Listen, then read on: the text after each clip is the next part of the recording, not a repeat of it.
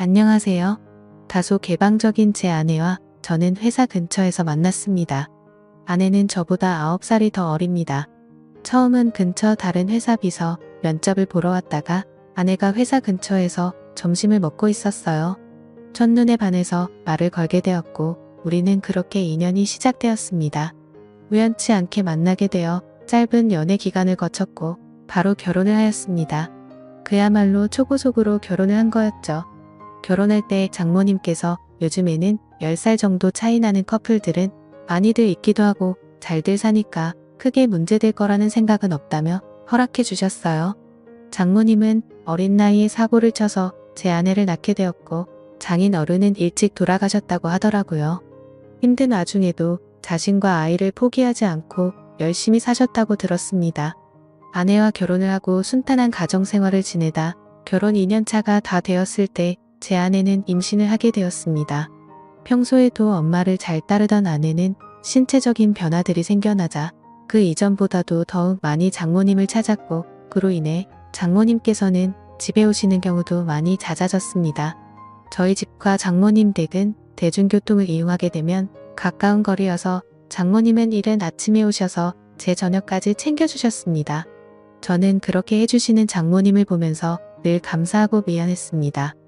하루하루를 지내던 어느 날 아내가 임신 5개월이 넘었을 때부터 우리 부부는 싸움이 잦아졌습니다. 저희 회사는 성인용품업이라 일의 특성상 개방적이기도 하고 직원들도 옷차림이 최유로웠는데요. 제가 야근을 하는 날이면 임신한 자신을 두고 늦게 들어온다고 화를 내고 사장이라는 자리이기 때문에 가끔은 직원들 회식을 잠시라도 참가해야 함에도 회식을 못하게 하는 등 정말 회사 일부터 집안일까지 사소한 것들 하나하나 시비를 걸더라고요. 결혼 전에는 제가 사장이니까 직원들에게 이렇게 해줘야 한다, 저렇게 해줘야 한다라며 제게 많이 내조를 해줬었던 아내인데 갑자기 이렇게 달라지고 이제는 직원들 챙길 시간이 어디 있냐며 오히려 성질부터 내는 겁니다. 저도 마음이 많이 지쳤고 나름대로 힘들어서 술로 매일매일을 지내왔습니다. 그런 모습들을 장모님이 가장 가까이에서 지켜보고 계셨었죠. 그러던 어느 날 제가 퇴근하고 집으로 돌아오자 장모님께서는 피곤하지 않으면 집까지 데려다 줄 수 없겠냐고 하시면서 조심스레 말씀을 건네시는 겁니다. 동시에 제 아내에게 박서방을 데리고 가서 집에 무거운 물건들 위치를 좀 바꾼다고 말씀을 하시더라고요. 그리고 저녁 먹이고서 집으로 돌려보내겠다고 하시더군요. 아내는 알겠다며 올 때 아이스크림을 사오라고 했습니다. 짐을 옮기려고 장모님을 모시고 출발했습니다. 가는 도중에 장모님과 이런저런 이야기를 많이 했습니다. 저는 평소에도 장모님이 미혼모였다는 사실을 알게 된 후부터 아내를 바르게 잘 키우셨다는 생각에 존경스러웠습니다. 그 이야기를 하자 장모님께서 갑자기 왈칵 눈물을 흘리시더라고요. 그러시면서 미혼모가 어떻게 되었는지에 대한 얘기들을 해주셨어요. 혼자서 딸을 키우면서 쌓아둔 많은 얘기들을 해주셨습니다. 저는 그런 장모님을 보면서 어린 나이 때부터 마음고생이 심하셨겠구나 생각도 들었고 장모님이 이제는 제게 마음을 많이 열어줬구나라는 생각을 하였습니다. 그런 이야기를 듣고 있자니 저도 덩달아 마음이 아프고 여자같이 여린 장모님을 보면서 감정이 묘했습니다. 장모님 댁에 도착하자 무거운 식탁이나 물건들을 선발에 올려달라고 말씀해 주셨고 밑에서 도와주신다며 제 아래에 계셨습니다. 아까부터 묘한 감정에 휩쓸렸던 저는 저도 모르게 아래가 달아올랐고 장모님 눈앞에서 써버렸습니다. 너무 민망해서 가리고 싶었지만 두 팔은 이미 물건을 들고 있어서 다 보셨을 겁니다. 그날은 도망치듯 밥도 안 먹고 집으로 돌아왔습니다. 하지만 그때부터 저희들 사이에는 문제가 생겨났습니다. 점심에 매일 밖에서 음식을 사서 챙겨 먹던 저를 안쓰럽게 생각해 주셨는지 장모님은 도시락을 직접 싸서 제게 가져다 주셨습니다. 제가 운영하는 회사는 저희 집과는 버스로 2정거장 정도 떨어져 있습니다. 처음에는 그런 장모님의 수고스러움에 부담스러운 마음도 있었지만 어느 순간부터는 장모님과 점점 더 가까워졌고 그런 일상들이 당연하게 여겨지더군요. 오늘은 무슨 반찬을 갖다 주실까라는 생각에 빠지는 날들이 점점 더 많아졌습니다. 그리고 그런 나날들을 보내다 보니 제 아내를 모르는 경비분들과 청소 이모님들이 사모님께서 이렇게 정성스럽게 도시락을 매일 갖다 주시냐며 사모님이 참 미인이시다라고 하시더군요. 주민분들이 볼 때는 당연히 부부 사이라고 봤을 것 같습니다. 장모님은 저와 나이 차이가 많지 않았고 미모도 훌륭하셨으니까요. 심지어 누가 장모님이 이렇게 매일 같이 도시락을 싸서 직접 갖다 주리라고 상상이나 할까요?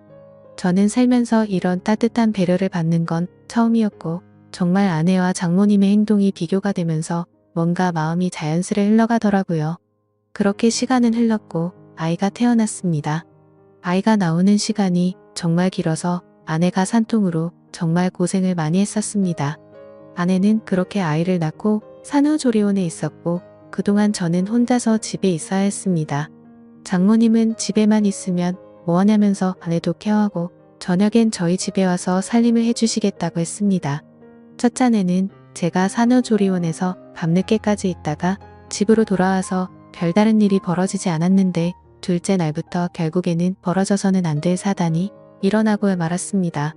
집에 도착했는데 짧은 반팔티에 굉장히 짧은 바지를 입고서 바닥을 닦고 계시는 겁니다. 그 모습을 보는 순간 저는 정말 깜짝 놀라버렸습니다.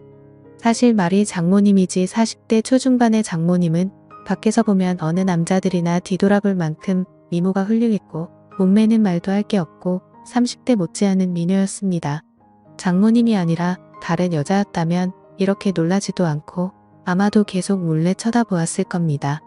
아마 다른 남자들도 공감하실 겁니다.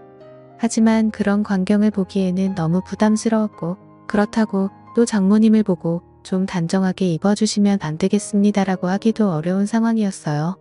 결국 저는 조심스럽게 눈을 돌린 채 얼른 제 방으로 들어갔습니다. 그렇게 장모님은 집 여기저기를 한참 청소를 하시더니 저녁 식사를 차릴 테니 얼른 씻고 나와서 식사를 하라고 하시더군요. 그렇게 저는 샤워를 하러 들어갔고 장모님과 단둘이 집에 있는데 이렇게 샤워를 하고 있다니 뭔가 기분이 묘하고 야한 생각이 들기까지 하더라고요. 저는 샤워를 마치고 장모님과 저녁 식사 자리를 가지면서 밥을 먹고 있었습니다. 장모님은 그동안 딸이 임신하고부터 아내가 그동안 저에게 했던 행동들에 대해서 이해해달라면서 미안하다고 사과를 하시더라고요. 저는 충분히 이해한다며 걱정 말라고 말씀을 드렸고요. 장모님과 저는 그렇게 이런저런 얘기를 나누면서 식사를 하고서 소맥 한 잔을 마시기 시작했는데요.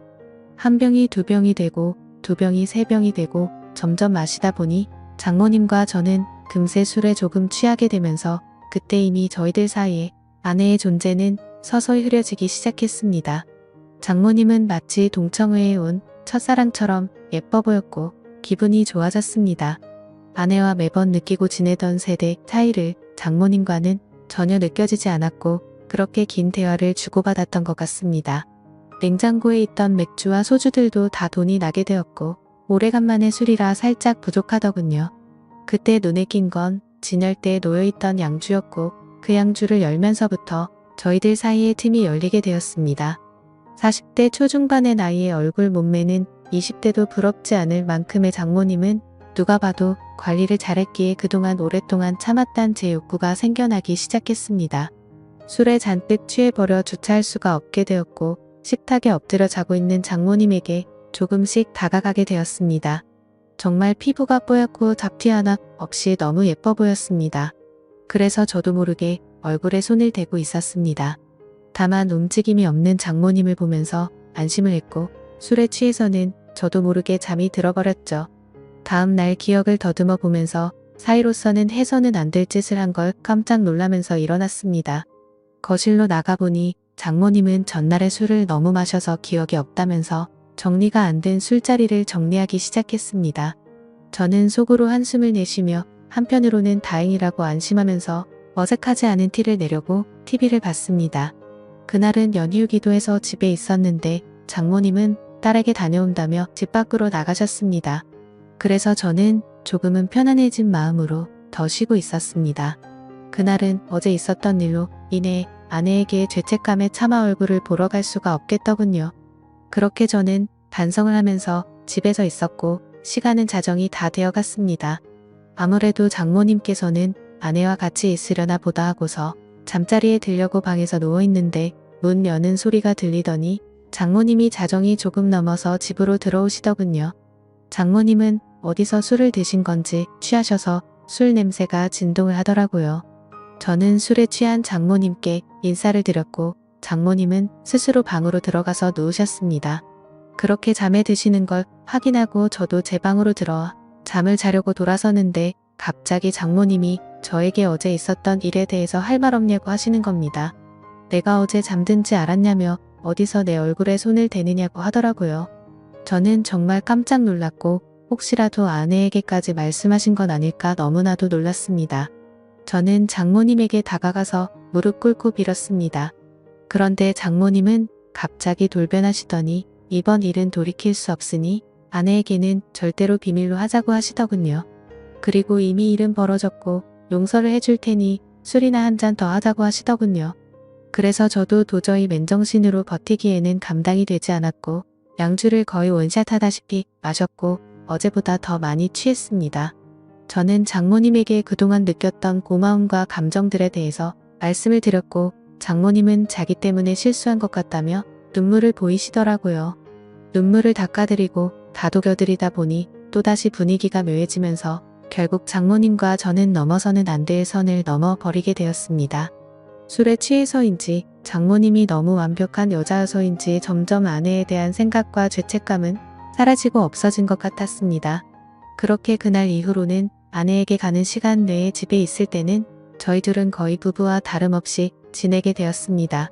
서로가 이제는 이름을 부르면서 지내는 지금까지 와버렸고 조금이라도 떨어질 수 없는 사이가 되었습니다. 이렇게 생활을 이어온 지 거의 2주가 다 되어가는 것 같네요. 이제 일주일 정도만 있으면 아내가 다시 집으로 돌아오는데 더 이상은 아내에게 미안해서 집에서는 도저히 이렇게 지내서는 안 될 것 같았습니다. 처음에는 술에 취해 장모님의 미모에 이끌려 호기심으로 시작했지만 그 이후부터는 제가 너무 빠져들었고 어느 순간부터는 아내가 알게 될까 점점 무서워지네요. 태어난 제 아이에게도 너무 미안합니다. 제가 정신 나간 짓을 한 건 너무나도 잘합니다. 아내에게도 지쳐 있었고 아내와의 관계도 서운해지다 보니 순간적으로 했던 행동들인데 지금 되돌아보고 있자니 후회가 되기도 하고 앞으로 어떻게 해야 할지 고민입니다. 장모님에 대한 제 마음이 얼마나 큰지도 잘 모르겠고요. 장모님도 아마 저처럼 이런 고민들을 하시지 않을까 싶습니다. 이 비밀이 밝혀지면 두 사람의 관계가 평생 끊어질 텐데 지금처럼 비밀로 지내는 게 최선이 아닐까 생각도 들고 저는 정말 어떻게 해야 할까요? 선명한 말씀 댓글로 남겨주시면 깊이 새겨듣겠습니다. 오늘의 사연 여기까지입니다. 지금까지 읽어주신 모든 분들 감사합니다.